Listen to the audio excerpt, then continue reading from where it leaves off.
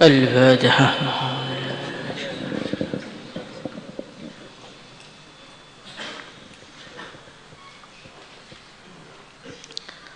6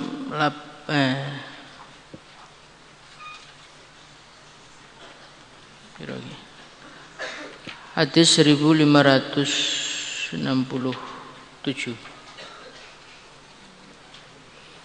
bab 269.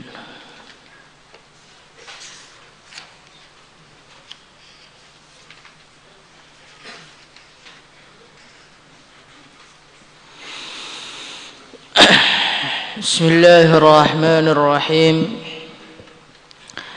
Allahumma salli wa sallim ala sayyidina Muhammad wa ala ali sayyidina Muhammad fi kulli lamhatin wa nafasin bi'adadi kulli ma'lumin lak. Babun nahyi 'anit tabaghudi wat taqatu'i wat tadabur.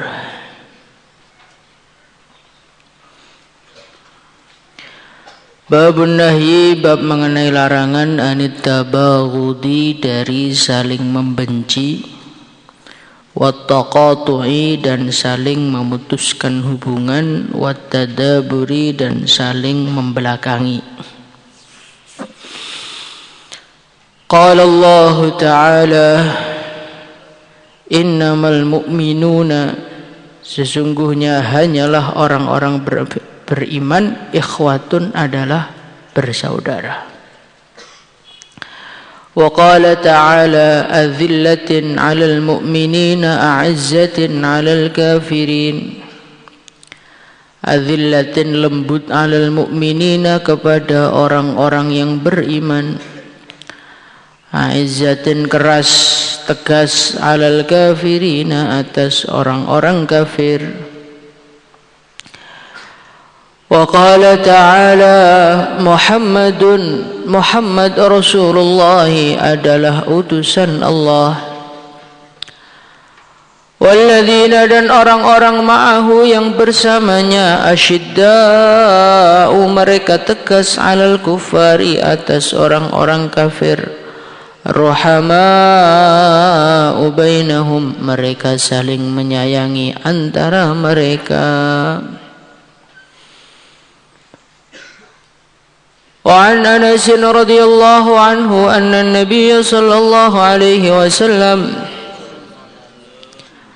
قال, beliau bersabda, la tabaghadu, janganlah kalian saling membenci, wala tahasadu, dan janganlah kalian saling iri, wala tadabaru, janganlah kalian saling membelakangi, wala taqata'u, dan janganlah kalian saling memutuskan. Wa kunu, dan jadilah kalian semua, ibadallahi, wahai hamba-hamba Allah, ikhwanan, jadilah bersaudara. Wala yahillu, dan tidak halal, li muslimin, bagi orang muslim, tidak halal yahjura, untuk mendiamkan, akhahu, saudara muslimnya, fauqa thalathin, di atas 3 hari. Ini hadis ini adalah satu hadis yang sangat-sangat penting. Rasulullah sallallahu alaihi wasallam, beliau bersabda, janganlah kalian saling membenci, janganlah kalian saling iri, janganlah kalian saling membelakangi. Maksudnya kalau ketemu saling membelakangi, enggak mau saling sapa, enggak mau saling tegur sapa. Taqatu'u, saling memutuskan hubungan. Wa kunu, dan jadilah kalian semua, ibadallahi, wahai hamba-hamba Allah, ikhwanan, jadilah manusia-manusia yang bersaudara. Jadi kita ini yang orang Islam ini memiliki satu kerja yang besar. Apa kerjanya? Kerjanya adalah mengembalikan manusia min ibadatil asnam ila ibadatillah. Orang Islam ini memiliki tanggung jawab yang besar, yaitu menyebarkan agama, mengembalikan manusia dari menyembah selain Allah, dikembalikan untuk menyembah Allah, menjadikan manusia yang tenggelam di dalam kegelapan kekufuran ditarik, diselamatkan, sehingga mereka yukhrijuhum minadh-dhulumati ilan nur, dari kegelapan diajak kepada cahaya. Ini adalah tugasnya orang Islam, ad'u ilallah. Tugas yang sangat-sangat besar, tugas yang sangat-sangat penting. Dalam Al-Quran Allah berfirman, Qul hadhihi sabili ad'u ilallah ala basiratin ana wa manittaba'ani. Allah berfirman, Qul, katakanlah wahai Muhammad, hadhihi sabili, ini adalah jalan hidupku. Ad'u ilallah, aku mengajak manusia kepada Allah. Ala basiratin, atas satu keyakinan bahwasannya apa yang saya lakukan ini merupakan kebenaran. Ana wa manittaba'ani, tugas mengajak manusia kepada Allah, ini tugasku, kata Nabi, dan tugasnya semua orang yang ikut denganku. Kita ini ngaku pengikut Nabi apa tidak? Berarti kalian juga, saya juga, dan semua orang yang beriman punya tanggung jawab, ad'u ilallah. La ad'u ilallah ini karena kerja besar, tantangannya juga besar. Orang-orang kafir mereka sangat-sangat tidak suka dengan gerakan orang-orang Islam mengajak kembali kepada Islam. Syaitan dan bala tentaranya, mereka ini sangat-sangat tidak senang kalau ada kerja memperjuangkan agama. Mereka akan memusuhi kita, mereka akan menyerang kita, mereka akan berusaha menghancurkan kita. Maka supaya kerja orang Islam ad'u ilallah ini bisa berjalan lancar, musuh-musuh Islam bisa dikalahkan semuanya, pertolongan Allah diturunkan oleh Allah Subhanahu wa ta'ala kepada orang Islam, ini diperlukan satu kekompakan di dalam orang Islam.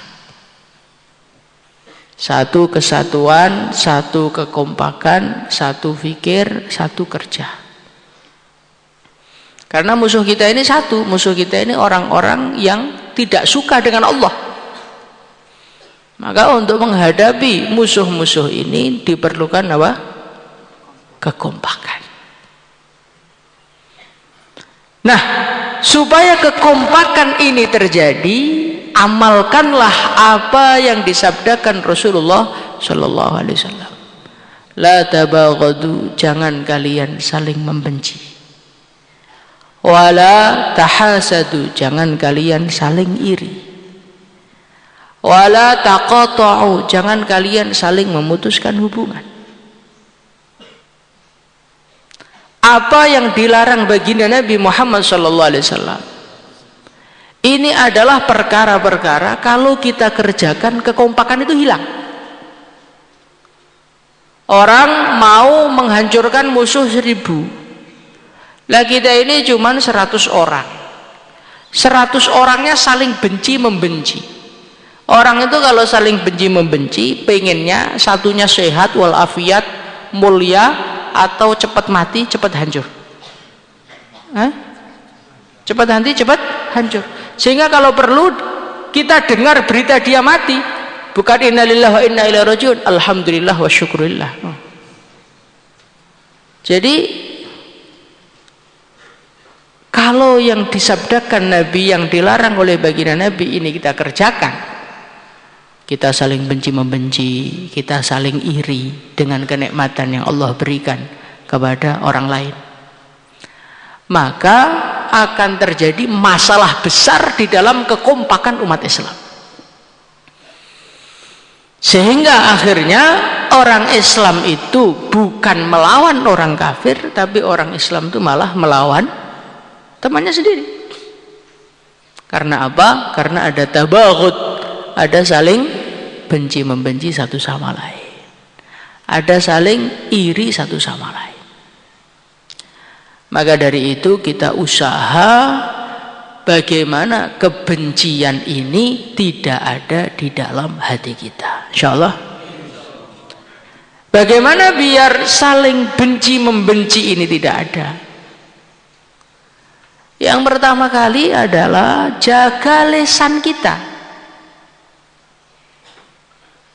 Kira-kira ya, orang memuji kamu, memberi hadiah kamu, habis itu kamu benci kepada dia, bisa nggak? Bisa nggak?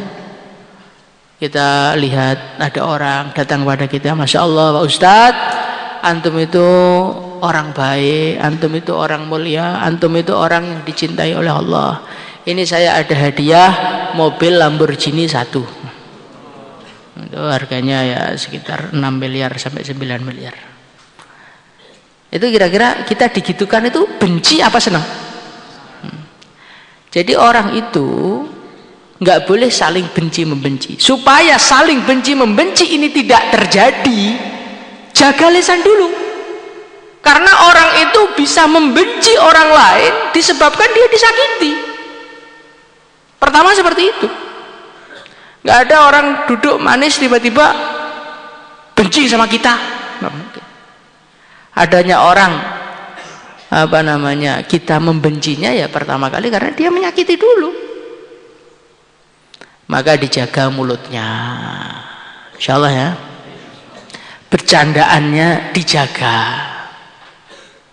Bercandaannya dijaga. Karena apa? Karena terkadang kita ini niatnya cuman bercanda. Ternyata yang kita ajak ngomong itu golongan manusia-manusia hati setipis kertas. Sehingga nggak usah diece, ditiup pun sudah bergetar hatinya.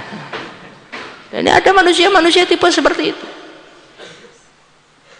Mamanya ada orang wajahnya kelihatan agak tua, Masya Allah, kamu kayaknya kelamaan di perut ibu kamu sehingga lahir sudah langsung kelihatan tua. Ini kan bercandaan sebetulnya. Tapi kalau kita kebetulan dengan orang yang hatinya tipis, itu bisa langsung benci sama kita. Ketika di dalam hati dia ada kebencian, akhirnya ganti ngece kita. Kita ganti benci, akhirnya tengkarlah. Makanya pertengkaran, keributan, saling benci membenci itu pertama kali karena kita ini irsalul lisan. Kita nggak jaga itu, nggak kita kekang lisan kita. Maka kita jaga lisan kita dengan prinsip yang disabdakan Nabi, liyakul khairan au liyasmut. Katakanlah kebaikan, kalau tidak diam. Kemudian yang kedua kali, biar kita tidak saling benci membenci antar orang Islam. Orang Islam itu kan ya macam-macam tuh kan. Ada yang orang Islam baik, ada yang orang Islam tidak baik. Antara orang Islam baik dengan tidak baik nggak boleh mereka saling membenci. Karena sama-sama Islamnya, innamal mu'minuna ikhwah, saudara. Maka setelah kita menjaga lisan, biar kita tidak mencaci orang, merendahkan orang, biar tidak agak benci. Langkah kedua, kalau kita mau mengingatkan orang, gunakanlah bahasa yang tidak menyinggung orang.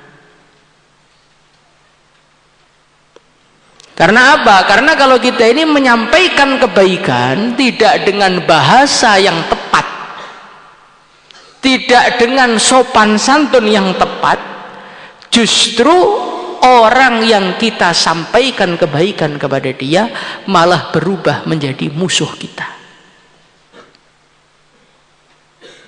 Dan ini dicontohkan dalam Al-Quran. Ada manusia-manusia yang Masya Allah nakalnya setengah mati. Siapakah mereka? Mereka itu Bani Israel. Masya Allah, Nabi Musa sampai pusing ngurus mereka itu masya Allah, sampai ya qaumi lima tu'dzunani wa qad ta'lamuna anni Rasulullah ilaikum. Hei Bani Israel, ngapain kamu itu kok menyakitiku? Kalian kan tahu saya ini utusan Allah. Maksudnya tingkah lakunya itu masya Allah lah.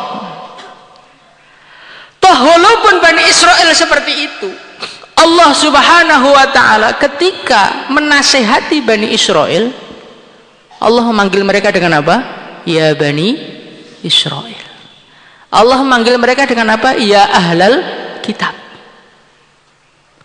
Kesalahan mereka diingatkan oleh Allah, tapi Allah tetap memanggil mereka, hai anak-anaknya Nabi Yakub, hai ahli kitab. Coba bayangkan bagaimana hikmah yang Allah ajarkan kepada kita di dalam menyampaikan agama. Kadang-kadang kita ini menyampaikan agama, ingin mengingatkan orang, tapi dengan bahasa yang tidak baik. Manusia, kelakuan kamu itu sudah keluar dari jalur yang dicintai oleh Allah. Kamu itu bikin rusak tok hidup kamu itu. Saya kan niatnya mengingatkan, Pak. Niatnya kan amar ma'ruf nahi mungkar. Amar ma'ruf nahi mungkarnya sudah benar, tetapi cara penyampaiannya itulah yang kurang tepat. Maka supaya at-tabaghut ini tidak terjadi di dalam kehidupan umat Islam, yang pertama jaga lisan kita, jangan kita merendahkan orang, jangan kita menyakiti orang, kata-katanya dijaga. Kemudian yang kedua, kalau orang Islam itu salah, ingatkanlah dengan bahasa yang sebaik-baiknya. Rasulullah Shallallahu Alaihi Wasallam kalau melihat ada sahabat yang melakukan kesalahan, maka beliau sampaikan di dalam bayannya, ma balu qaumin fa'alu kadza wa kadza. Bagaimana itu ada orang melakukan begini. Nabi tidak sebut nama. Mamanya yang salah itu Pak Ijo gitu mamanya. Bagaimana Pak Ijo itu? Enggak begitu Nabi. Ma balu qaumin, ma balu aqwamin. Jadi tata krama di dalam mengingatkan orang itu perlu kita wujudkan, supaya apa? Tabaghut tidak terjadi di dalam kehidupan umat Islam. Karena tabaghut ini kalau terjadi, masalahnya itu panjang sekali. Karena dalam Al-Quran Allah berfirman, ya ayyuhalladzina amanu atii'ullaha wa atii'ullaha wa rasulahu wa la tanaza'u fatafshalu wa tadhhaba rihukum. Orang itu kalau sudah saling benci-membenci, saling berselisih, apa yang terjadi? Fatafshal, akan tercerai-berai. Kalau tercerai-berai, wa tadhhaba rihukum, kehebatannya menjadi hilang. Sapu itu bisa membersihkan masjid karena kecil-kecil mau kumpul jadi satu. Kalau dia sendiri-sendiri nggak akan bisa membersihkan masjid. Maka kesatuan itu perlu dijaga. Di antara dengan apa? Dengan akhlak yang baik, biar orang itu tidak saling benci-membenci. Insyaallah ya. Kita kepada orang lain, akhlaknya harus baik, mulutnya harus dijaga. Kalau mengingatkan bil hikmah. Yang kedua, supaya tabaghut ini tidak terjadi, kalau ada orang menyakiti kita, maafkan dia. Nah itulah baru istimewa. Kadang-kadang kita ini punya prinsip hidup. Kamu baik, aku santai. Kamu usik, aku bantai. Saya akan baik sama kamu kalau engkau baik sama saya. Kalau engkau sakiti aku bisa lebih kejam daripada engkau. Ya ini biasa kan. Orang iman tuh nggak seperti itu. Orang iman itu idfa' billati hiya ahsan. Kita latih dalam kehidupan kita. Kalau ada orang menyakiti kita, kita ganti baik dengan dia. Kalau kita buat seperti itu, tabaghut nggak akan terjadi. Orang yang membenci mental dengan ikram kita. Orang yang membenci mental dengan ikram kita. Lama-lama apa? Fa idzal ladzi bainaka wa bainahu adawatun ka'annahu waliyyun hamim. Musuh jadi teman. Itu karena apa? Karena setiap kita disakiti, balas dengan kebaikan. Maka kita latih kehidupan kita, bagaimana kita ini jangan saling membenci, jangan saling memutuskan, jangan saling membelakangi. Dengan apa? Kita kepada orang lain akhlaknya yang baik, orang lain menyakiti, kita maafkan. Insyaallah. Kemudian di antara permasalahan yang menjadikan orang saling benci membenci dan lain sebagainya, orang itu tengkar dan lain sebagainya, di antaranya karena hasad. Maka setelah wala tabaghadu, terusannya wala tahasadu. Jangan kalian itu saling iri. Karena orang itu iri itu adalah sakit yang enggak berdarah. Orang menderita tanpa dipukuli, orang menderita tanpa diinjak-injak itu adalah orang iri. Karena setiap dia melihat temannya mendapatkan kenikmatan, dia ingin kenikmatan itu hilang dari temannya. Dan terus ternyata sama Allah nikmatnya ditambah terus. Semakin ditambah semakin terbakar hatinya. Terbakar tanpa api itulah hasad. Nah orang itu kalau sudah hasad ya nggak bisa makan bareng, minum bareng, senyum bareng, bisa nggak? Orang iri itu ngelihat kamu itu pengennya kamu cepat mati, duitnya cepat hilang, nggak punya anak, nggak laku nikah. Bagaimana mungkin dia bisa senyum kepada kita? Senyumnya akan hambar, akan terpaksa. Maka sifat saling iri jangan ada di dalam kehidupan kita, biar kita ini bisa kerjasama dengan baik, insya Allah. Bagaimana caranya biar nggak saling iri? Rasakan semua sudah ada bagian masing-masing. Rizki tidak akan pernah tertukar. Kalau paket JNE mungkin bisa, kalau paket pos mungkin bisa, paket si cepat mungkin bisa, tapi paket dari Allah tidak akan pernah tertukar. Ma asabaka lam yakun liyukhti'ak wa ma akhta'aka lam yakun liyusibak. Apa yang sudah ditentukan Allah kena kepada engkau, terjadi kepada engkau, nggak akan pernah meleset. Apa yang takdirnya nggak kena, ya nggak akan pernah kita dapatkan. Rizki itu seperti itu. Nah kalau kita memahami rizki itu dari Allah, kita nggak akan pernah iri, Kang. Kita nggak akan pernah iri. Karena apa? Untuk apa kita iri?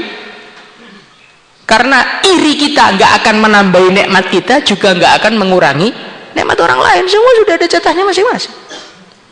Dan orang iri itu bagian dari orang yang tidak terima dengan pembagian Allah. Kenapa dia dijadikan laku, saya kok enggak? Kenapa dia dijadikan ganteng, saya kok enggak? Kenapa dia dijadikan pintar, saya kok enggak? Kenapa dia dijadikan terkenal, saya kok enggak? Kenapa dia dijadikan kaya, saya kok enggak? Berarti Anda ini tidak terima kepada siapa? Kepada Allah. Kira-kira orang enggak terima sama Allah itu selamat apa celaka? Nah, rasakan seperti itu biar kita ini enggak iri sama orang. Semua sudah ada takaran masing-masing. Adanya Allah membuat orang laku, Anda tidak, karena Allah tahu Anda tidak cocok untuk dilakukan.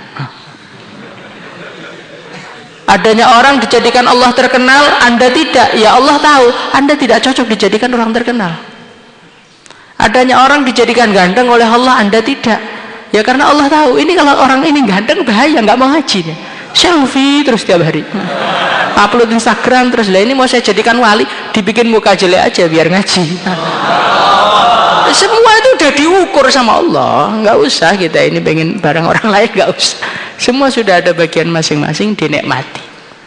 Dan dengan seperti itu insya Allah hilang iri. Kalau iri tidak ada, kebencian tidak ada, kebencian tidak ada, kesatuanlah yang wujud.